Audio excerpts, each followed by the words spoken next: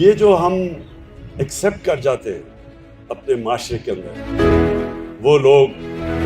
جو جرم کرتے ہیں، کرپشن کرتے ہیں، ہم ان کو برا نہیں سمجھتے، تو یہ سب سے پہلے یاد رکھے کہ وہ معاشرے کا تباہی کی اس لیے بنیاد بنتی ہے کہ محنت کیوں کوئی کرے۔ اگر میں چوری سے پیسہ بنا سکتا ہوں تو میں کیوں آپ کی طرح محنت کروں، میں پڑھوں، میں اپنے زندگی کے 14 سال پڑھائی میں گزاروں، پھر میں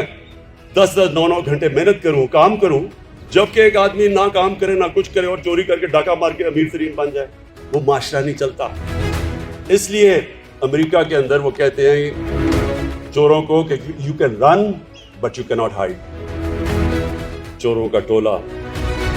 یہ جتنی بھی کوشش کرے، جو بھی کر لے، جتنی بھی یہ پلاننگ کرے،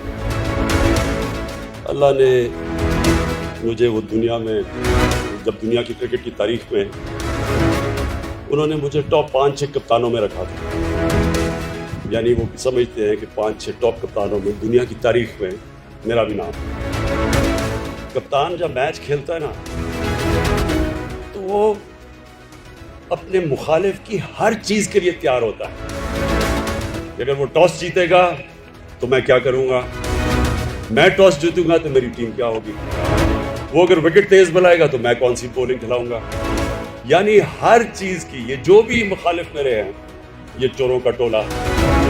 ڈاکوؤں کا پلندہ، گلدستہ، یہ جو بھی کریں گے